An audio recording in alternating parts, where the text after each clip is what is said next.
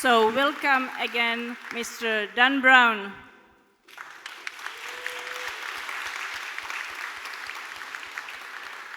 Hello, my name is Svoboda. I am Mayor City of Prague.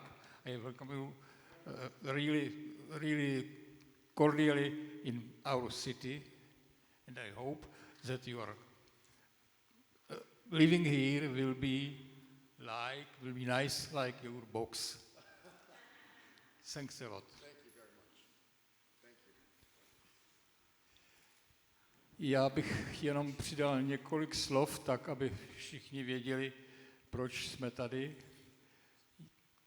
Autorova poslední kniha se zabývá Prahou, otevírá okno a dveře do Prahy tak, že ta Praha už není jenom nějakým historickým pojmem, ale je živým celkem, ve které se mohou dát kouzelné a zázračné věci. So Mr. Mayor expressed his joy to welcome here Mr. Brown, and he spoke about the beauty of Prague and the magical mystery of this city. I think that your living here will be important for us, will be important for you, and I have here symbolical key from Prague.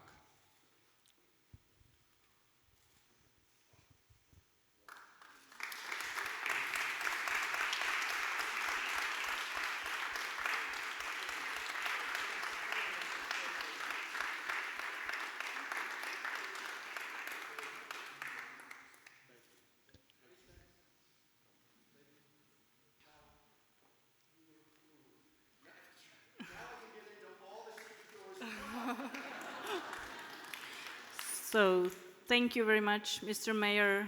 Please take your seat, and please, Mr. Brown, come with us. There are stairs here, but never mind. Where would you like me? Please here, it's better for photos. Thank you very much. This is your microphone. Hello.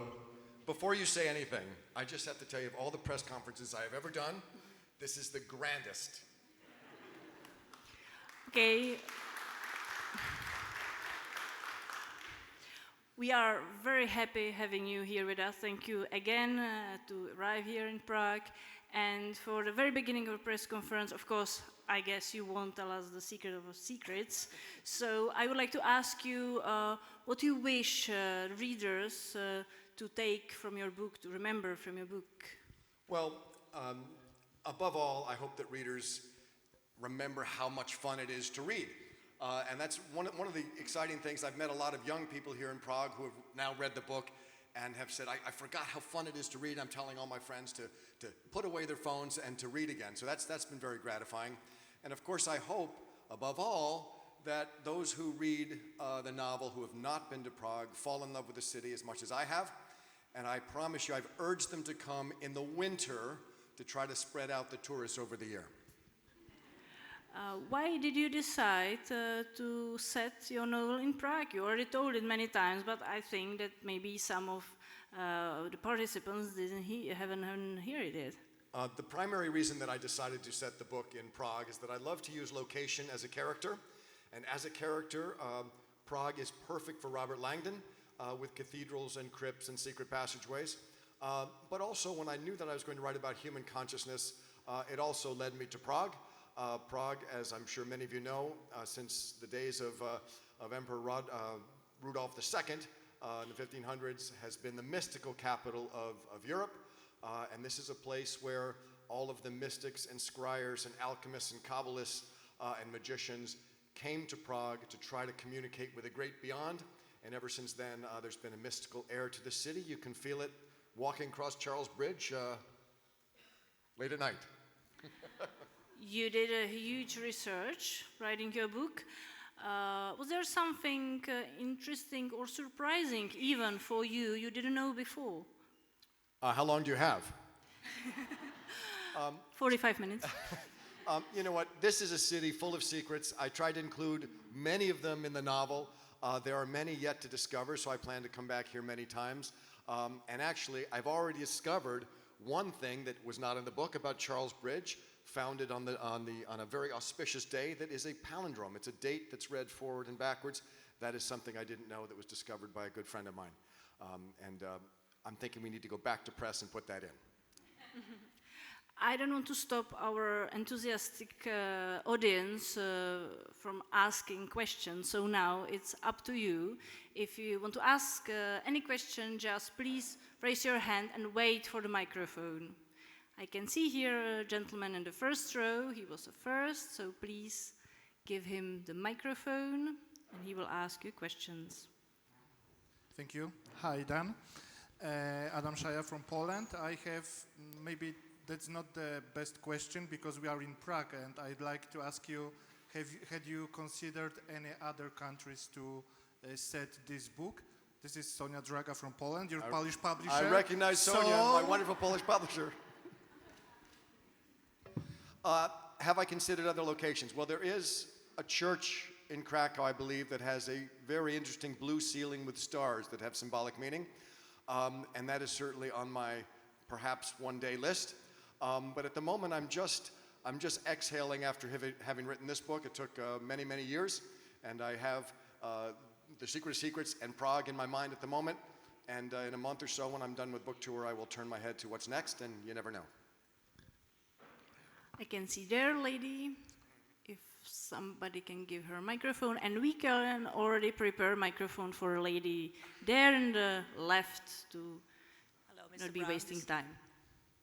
I'm Bernice Brewer from Amsterdam. I wondered, we had to wait for a long time for this book. Is there a moment you were afraid of losing your gift? Are you ever worried about that? If by my gift you mean the ability to write? To write 800 Okay. pages. No, that's not a gift. That's just persistence, really. I'm sure many of you here are writers as well. And there's this great saying from Winston Churchill, success is going from failure to failure without losing your enthusiasm. Writing this book was certainly a little bit of that. It was a very hard book to write, very intricately plotted. And really the theme of human consciousness is exceptionally difficult to write a thriller about. It's ethereal, and I often say it was sort of like trying to hug smoke. It just kept shifting. No, I've done this enough to know what the process is, and I was never afraid that I couldn't do it. I was just afraid that my fans would give up waiting for me. Is it even easier after you were selling so many copies of your books? Is it No. easier now? Okay. No, the funny thing about having a little bit of success in publishing is that your characters don't care how many books you've sold. You still get up every morning and face a blank sheet of paper or a blank computer screen, and it really is up to you, all alone in the dark, to figure out what you're going to do. Next question, please. Hello, I know we are in Prague, but I'm from Romania. I'm from Antena Tresian in Romania. And in Romania, we still have to wait until December for your book. So if you can have a message for for your Romanian readers. And also, if you ever thought to write a book about Romania, about Bucharest, we are a little bit envious on Prague. The Bucharest cipher is on my mind. No. Well, first of all, my message for Romanian readers is thank you for your patience. And thank you for being the heart of the Romance languages, for which we're all very, very grateful. Romania certainly is on the list of places that I would like to visit and perhaps write about. So thank you to the Romanian readers, and I hope you enjoy the book in December. Maybe you could publish the list of the countries. It would be easier for... Exactly. I have not decided what the next Langdon thriller is. I have a number of outlines and ideas. There will be another book. I haven't decided where it will be set. Next question, please. Can see there, lady in white. We can prepare her after. Me? Yeah. So first the one in the closer to me, and then the other one. Closer to the lady down there, or me? Down there, please. Okay, awesome. Thank you very much. Hello, Mr. Brown. I'm a Prague citizen. If there is one place not that famous, or two, in Prague, which one would you recommend to tourists? Wow, well, there's so many in the novel. The Dripstone Wall and the Grotto were fascinating. There is one location I went to that I found architecturally astonishing, but I would not recommend tourists go. that is the sewers beneath Prague. It's quite an adventure, an olfactory thriller, but it really structurally is an astonishing accomplishment. I would say just, the book has a lot of different places you can go. Don't miss the top of Petrin Tower. And, the mirror maze is actually kind of fun, although the mirror chapel, I think, might be a little bit more elegant. The second question, please. Yes. Well, I have a question concerning the expectations of this book, because of course it's not easy to be Dan Brown at all. Thank you for noticing. Not to put any anxiety on that, but at the same time, I think about, the expectations of this book. So how do you actually deal with the idea that maybe many people might love the book or even not love the book? Sure. When you're a writer or any creative person, really, all you have to guide yourself is your instinct and your taste. So you write the book that you would want to read, you create the symphony you'd want to listen to, you cook the souffle that you would want to eat, and then you just hope that people share your taste. And I've learned early on that the people who share my taste are my fans, and the people who don't share my taste are my critics. And that's just the way the creative process goes. I wish everybody on earth loved my writing. That's not true, and it's not true for most creative people. So I'm able to just focus on the people who do like my work, and it's been very, very gratifying.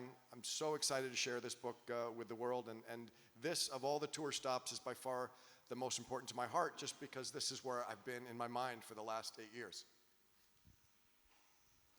I can see here, gentlemen, so we can prepare a microphone for him later. I'm sorry. I'm Barbara. I'm from Portugal. Do you believe that there can be a cultural change based on the investigation of the cultural consciousness, of the human consciousness? I'm an optimist, and have also spent, a very long time, really since I wrote The Lost Symbol, in the world of noetics, in the world of consciousness. It has been more than a century now that we've known that the human mind can actually affect the material world. And from all that I've been learning about the science of human consciousness and some astonishing things that are happening in the world of physics and noetics right now, the answer is yes. I am very hopeful and expectant, really, that our understanding of human consciousness and the understanding of the way we are truly connected physically in the physical world will have an enormous shift in human culture. And I know that we're in this sort of crazy part where the whole world sort of feels like it's upside down. I think that this is a moment of change, and all moments of change have friction. We have a question there, but please let's pass the microphone here to the first row, as I promised before. Please. Okay, Robert Choban, Call Press Group, Serbia. Can you discover something about the movie adaptation of your new book for Netflix? And what's your opinion about streaming platform as a place for movie premiere, not in cinema? I think this would be your first movie based on your book on a streaming platform. Yes, well, I mean, making 3 movies with Ron Howard and Tom Hanks was an enormous pleasure, a great honor, and a whole lot of fun.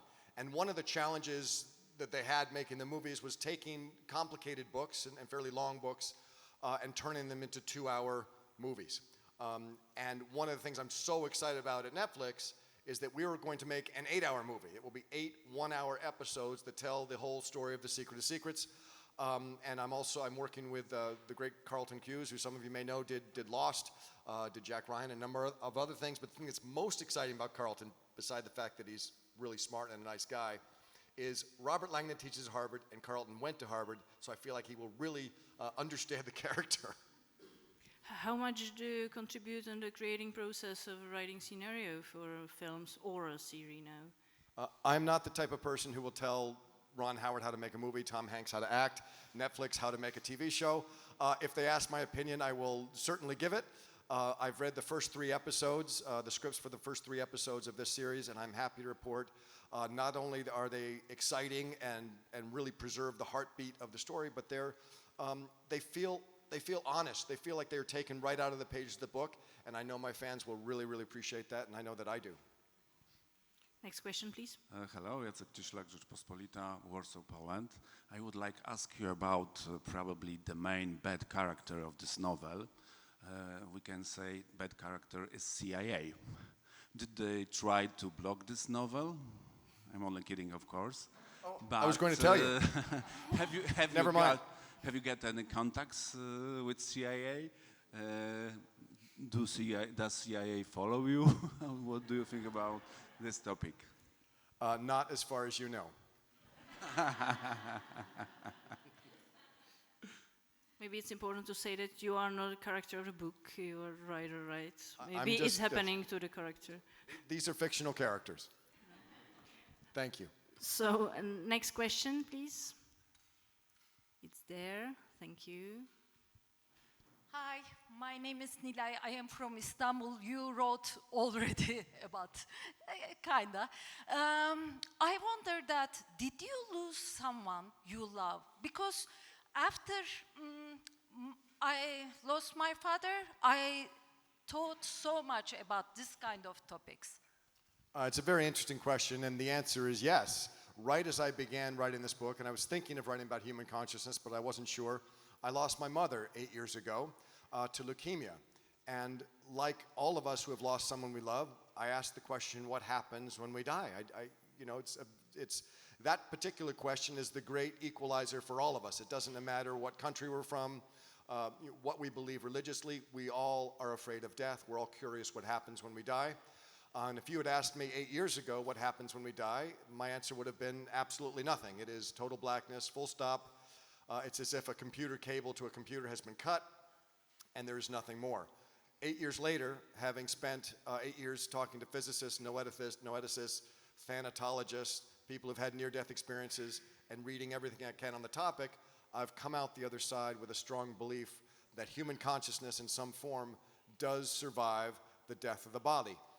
That is a very, very exciting way to feel, and I should stress that that feeling is not because I've had a religious experience. I'm a skeptical person, and it is because of the science that is happening right now to my taste, has actually proved that something happens beyond death. And I guess we'll all just have to wait and see. None of us here is in a hurry to know the answer, but it is the great catch-22 that we will all finally know the answer to that riddle, but we can't come back and tell anybody, so we all just have to wait our turn. Hello, Bane Đorđe. Hello, Bane Đorđević, Serbia, Večernje novosti.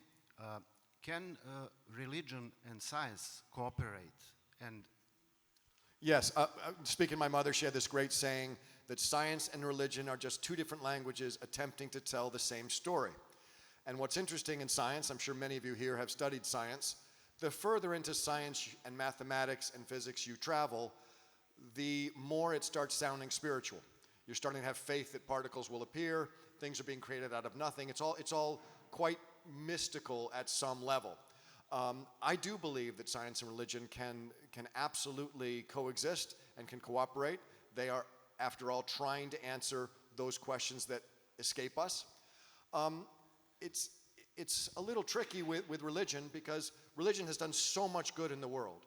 It's a source of communal worship for whatever's greater. It's a source of guidance, a source of comfort. And at the same time, we have a problem with reading across all scriptures, reading our scripture in a literal way. I grew up with the Bible, and a story like Adam and Eve, for example, is a beautiful fable.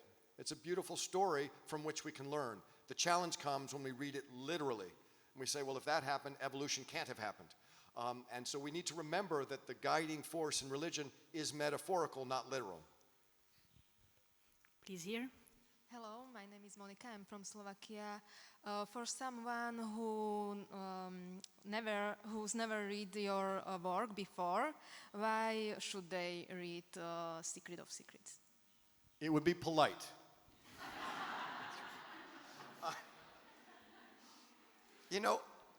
Because reading is really fun. And my job, above all, is to make this reading experience an exciting one and to make it enjoyable and make you want to go out and read another book.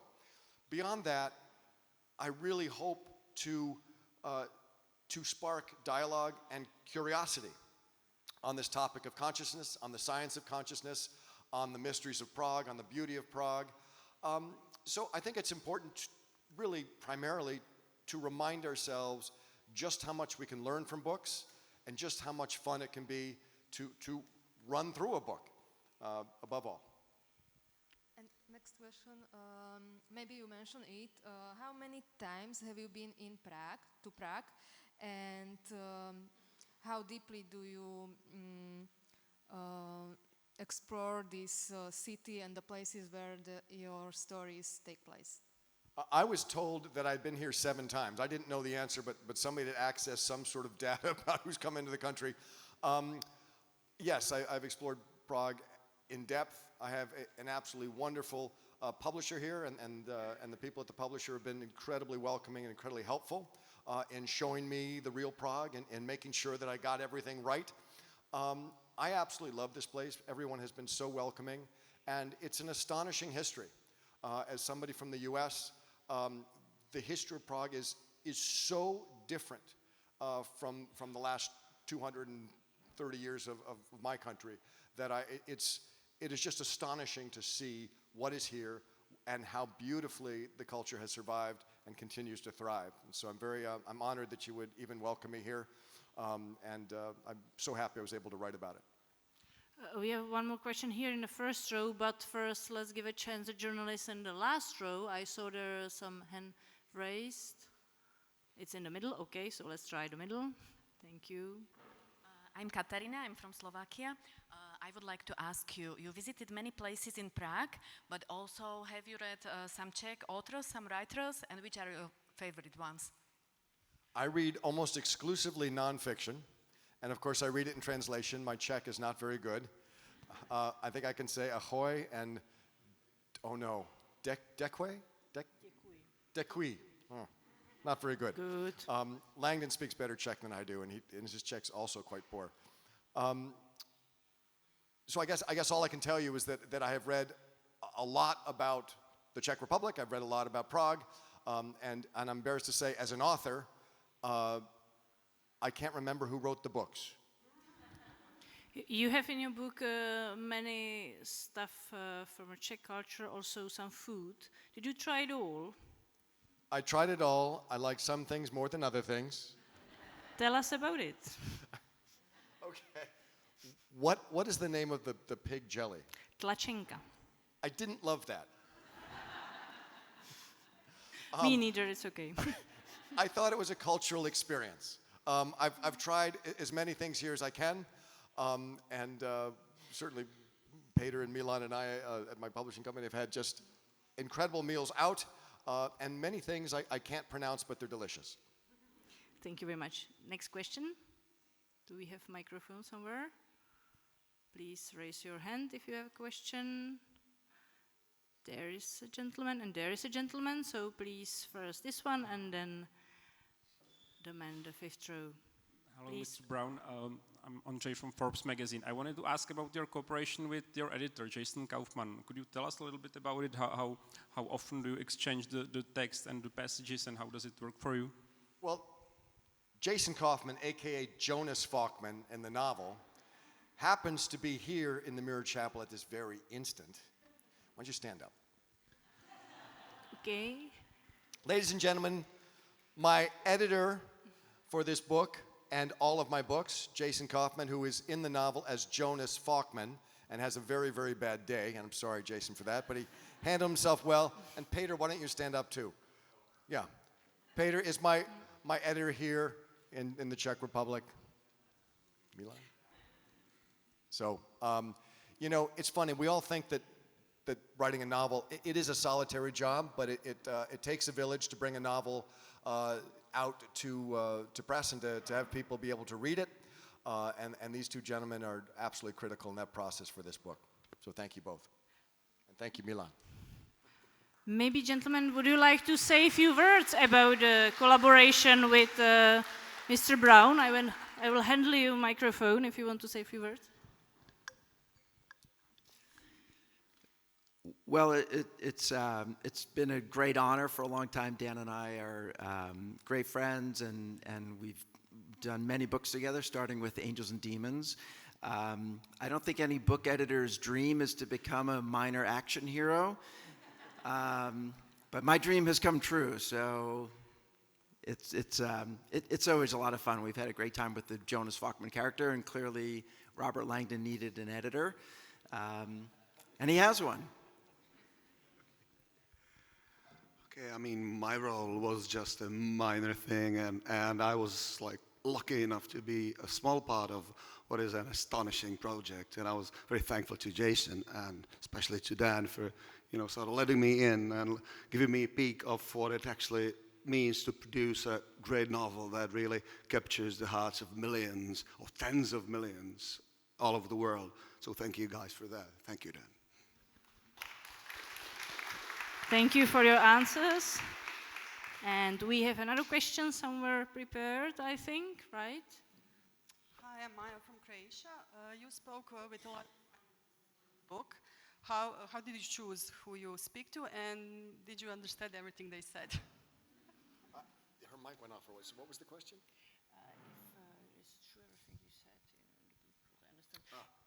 You're talking about the scientist that I spoke to? Yes, okay. Your mic just went out for a second. I couldn't quite hear you. Well, there's an enormous list of people I spoke to, and some of them I've thanked in the acknowledgments, and some of them, some of the better known people I've left out for their own protection in case I got anything wrong, but I really don't think I did. We had a whole lot of fact checkers and scientists go through this, and it's been interesting because I talked to a reporter in the US who said, I read this book once and loved it, then I went back and read it with Google open, and I checked every single thing. I said, I can't believe all of this is true. It's amazing, these scientific experiments that are so astonishing, the results of which you simply can't believe are true. They've all happened, and they're accurately represented. And these are the sorts of experiments that really got me thinking differently about consciousness, and I do believe in the next 5 to 10 years we will all be thinking much differently about consciousness, and it'll be a very optimistic time as we start to make that shift. We have a gentleman in the 5th row waiting. Please handle him a microphone.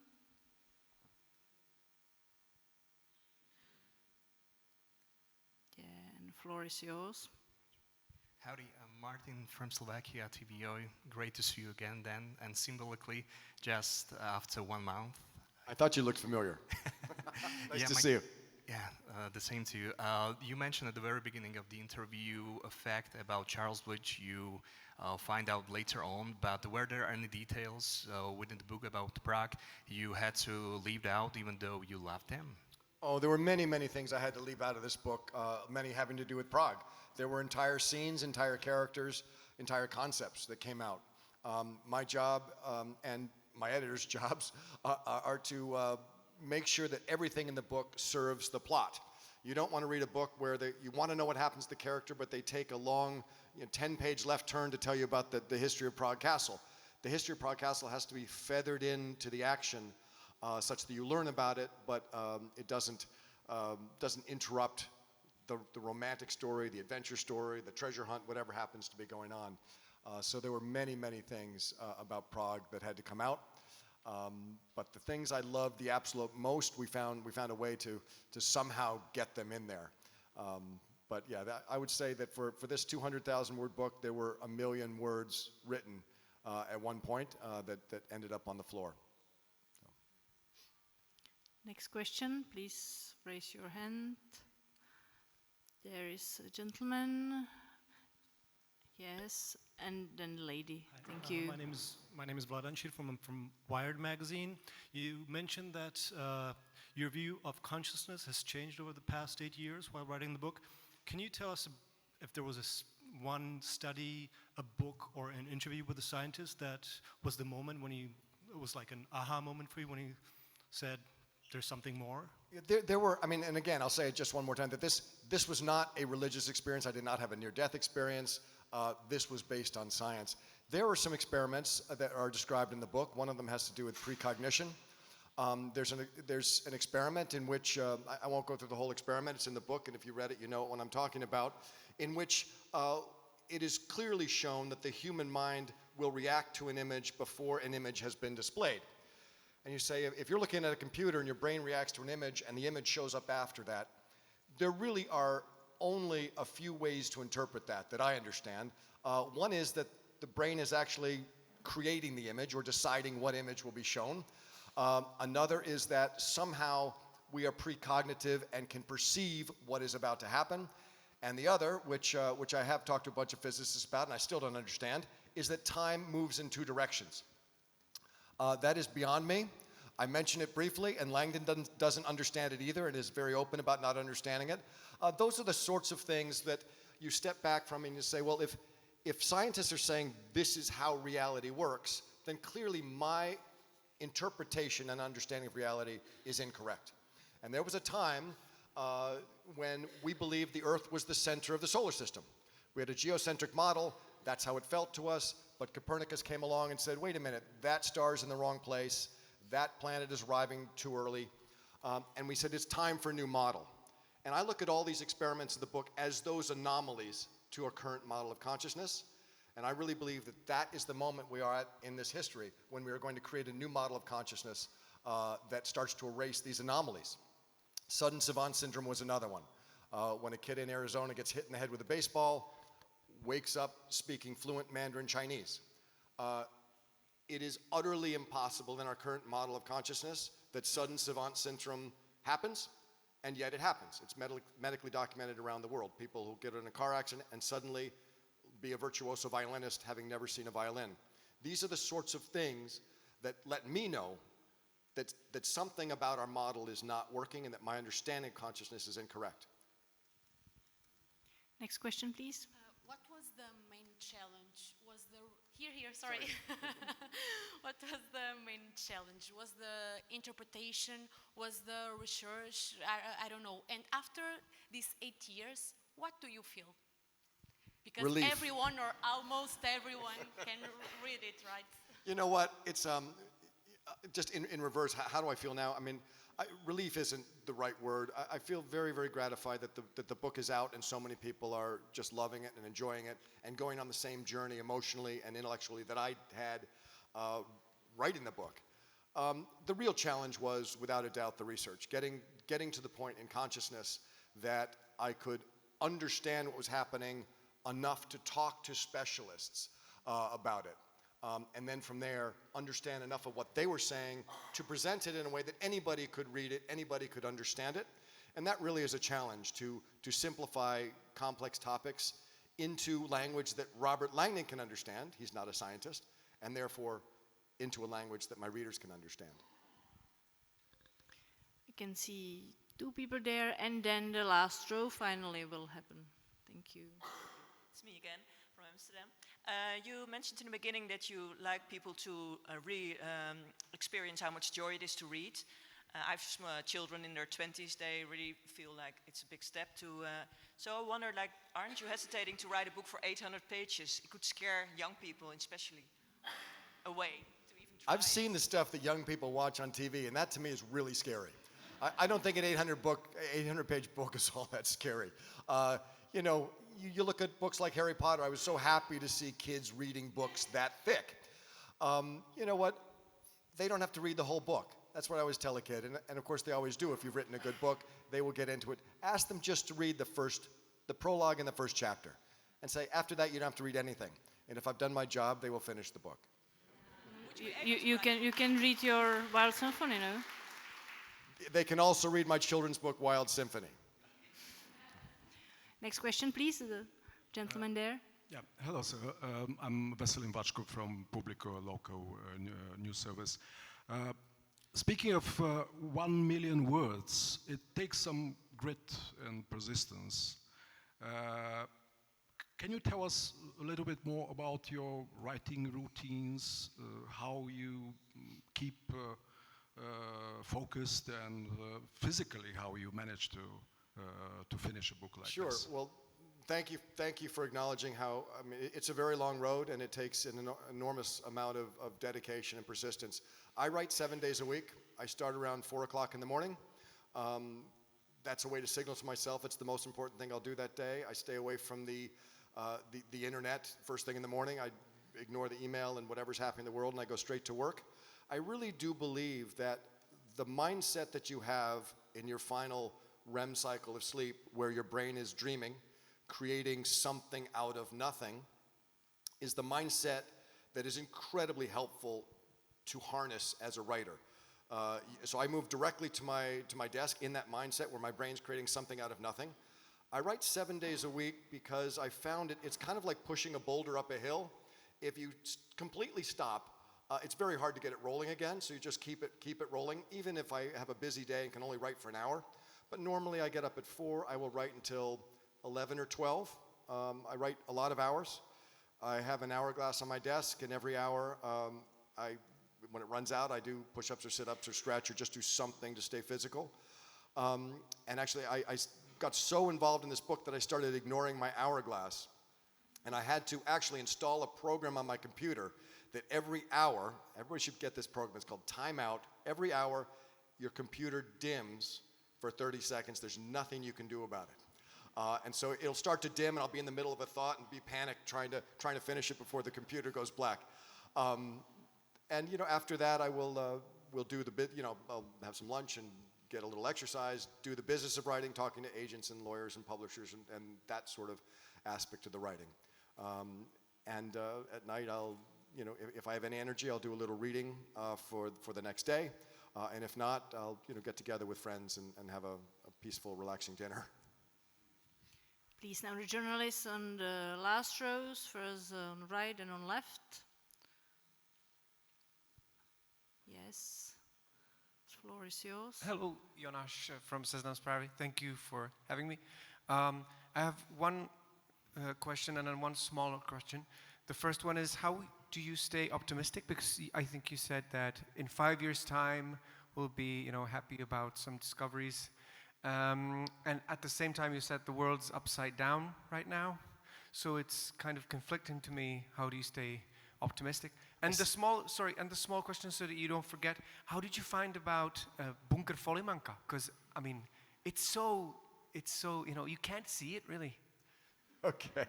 I think I said the world seems like it's upside down. I don't think I said it's actually upside down, but I know it's on tape, so somebody will correct me.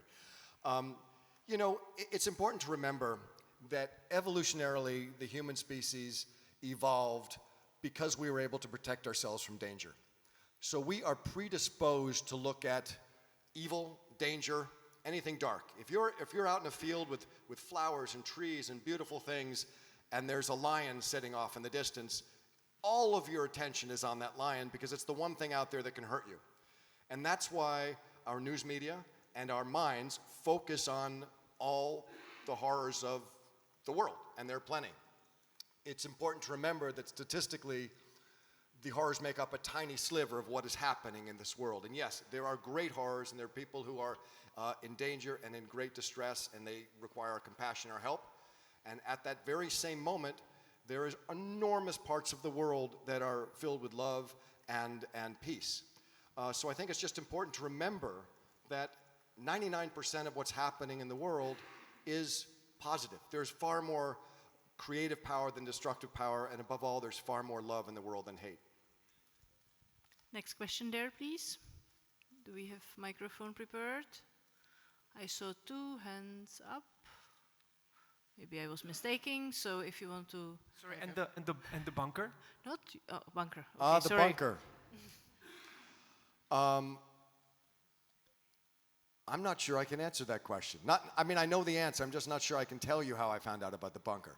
But there is, you know what? It is an absolutely fascinating structure here in Prague. It's sort of astonishing to know that it's there and that it's still there. And I think it's great that it gets open now and then, and that tourists and other people can, I won't say enjoy it, but can experience it. Now we are imagining much worse way how we discovered that it's true, I think. But Writers learn very early on that the best thing to do is leave stories to people's imagination. People say, why isn't there more sex in your books? Can I say that in this chapel? Because your imagination is so much better than anything I could write, so you never ever see it. So let's wait for the next novels. Please, next question. There is a gentleman with hands up. And here is a lady, so maybe first. No, okay. He changed his mind. My name Please. is Katarina, I'm from Prague. So I'd like to ask you, your new book invites all readers to Prague. So what other places in the Czech Republic would you recommend for your friends, for instance, to visit? Well, there is a spectacular bone chapel not far from here, and I won't try to say the name because it's difficult. I know it starts with a K. Do you know what I'm talking about? It's Kutná Hora, no? That. Isn't it? Yeah. And you know, there are parts of Moravia that are absolutely spectacular. And the U.S. ambassador in this book makes a trip to a place nearby where they filmed Lord of the Rings. Was it? I'm not quite sure. Okay. Narnia. Narnia. Okay. Narnia. Okay.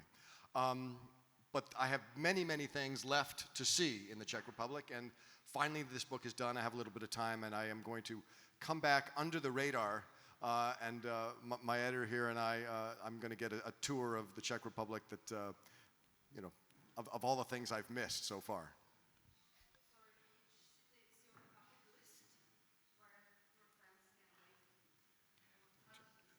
Which city will be the next for the novel? I think the question was already here.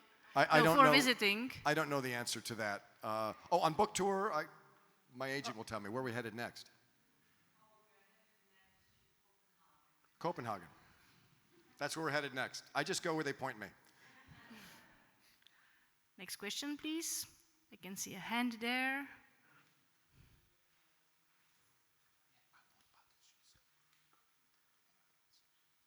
Okay, so first here, the microphone is prepared, then there. Thank you very much.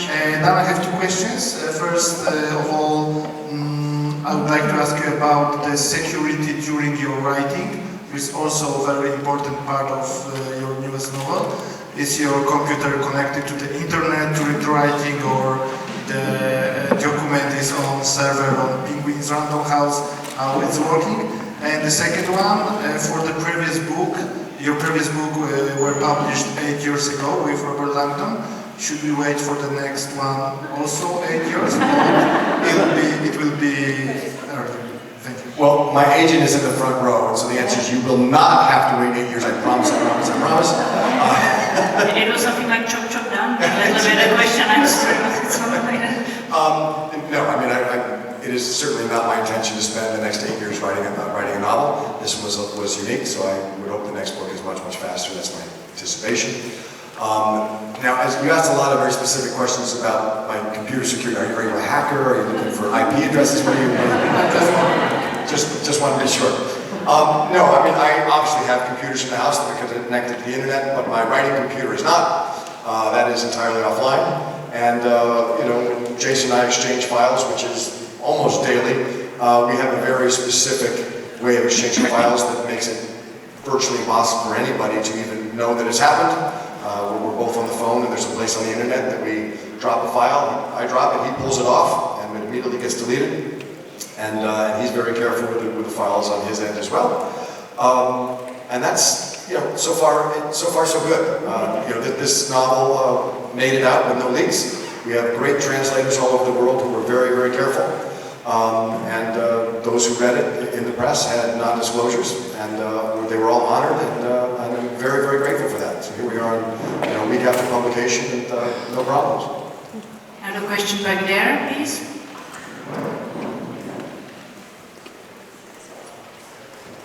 Yes, I can see a hand there. Thank you very much. Hi, I'm from Czechoslovakia.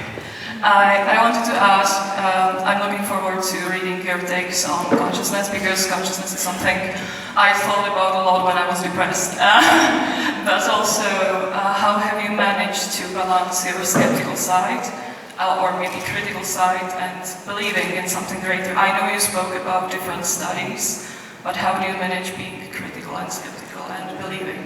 Sure. Well, I'll first just say that the human mind despises chaos and randomness.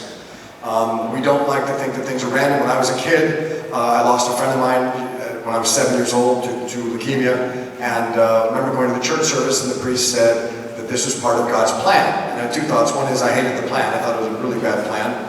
But the second was a little bit of comfort, that it wasn't random, that it was part of some bigger picture that I didn't understand. That is one of the offerings of religions, all religions, that whatever's happening is happening for a reason.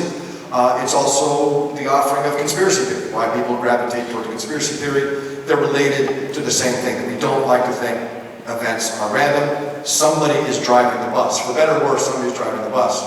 So when it comes to human consciousness, my own journey into belief, first of all, I tempered the fact that for all of us, it would be really comforting to think there was life after death.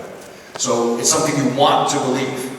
So you have to temper that tendency to say like, oh, wouldn't this be nice? Let me read this science in a way that promises what I hope the outcome is. And so I was very, very skeptical, as was Langdon. And in the book, Langdon is very skeptical and will constantly ask all the questions that I have. And when he hears about something like sudden savant syndrome, he'll say, that's impossible, until he's able to look it up and see that it happens many, many times. So I think that the simple answer to your question is to not look at data for the result that you're hoping for, but make it prove that to you. Be as skeptical as you can at all times. We are a bit running out of time, so do we have any question on the left side, to be fair? Sorry, I have just, it's a simple, hello, I'm here, thank you. Okay. It's in the same object of the other question. Do you think that you are more a believer or more somebody that need to understand? In order to understand the brain, the human species? Well, I don't know what, I mean, a believer, you can believe in many things. I'm not a religious person. I think religion, I can understand the purpose it plays in the world. However, I also believe that there's something that is beyond my understanding. And actually, those are not spiritual thoughts. I think that we've all stood out beneath the starlit sky and thought, this whole thing is bigger than my understanding. That's not a spiritual thought, that's an intellectual thought. That's saying, my mind isn't big enough to understand this whole thing. I don't think that makes you necessarily skeptical. I think it makes you honest about the lengths to which your mind can go to understand the real world. The science is, to me, what is most exciting because the results are something you can understand in a physical realm. You can look at them and say, I don't understand why this happens, but the fact that it happens tells me that I don't understand the world. And it's one of those things, writing this book, I just had this experience over and over where the more I learned, the more I realized how little I know. So we have time for one last question. There's somebody who didn't speak, wants to ask a question. Okay, we have a gentleman there, he already spoke, but never mind. And then, okay, the second question, lady. Thank you. Robert Langdon is a symbologist. Prague is basically, the streets of Prague are basically an anthology of symbolism. With all due respect to our colleagues from Poland and Romania, why did it take so long for you to send Langdon here? Here is the absolute honest answer. When I wrote The Lost Symbol, I thought my next book was going to be in Prague. I was writing a character named Catherine Solomon, who is now in this book. She was a noetic scientist. I started to learn about consciousness research, specifically about a study in which a bunch of monks meditating were able to make a random number generator a little bit less random. And I thought, that is astonishing. I started studying consciousness and thought my next book has to be in this world of consciousness. But I wasn't ready to write the book. The field is just too dense, too difficult, and I really felt not ready to write it. And I wanted to save Prague for that novel. And it took about 10 years to get to the point where I knew enough to write the novel, and then it took another 8. So my apologies that it took so long to come to Prague. I was here as a kid, Eurailing. It was one of those terrible American tourists with a backpack walking around the city on $5 a day. But I fell in love with it then, and I came back many times on book tour, and I always knew that I would write about Prague eventually. And now the very last question there, please. Yeah, so I will end it on a lighter note. I wanted to ask, what was your reason? What was your reason behind the decision to finally give Robert Langdon a romantic storyline? Well, art imitates life. You can see I'm a little emotional. Lang is very much in love because I'm very much in love. And I'm engaged to a lovely Dutch woman who's in the front row.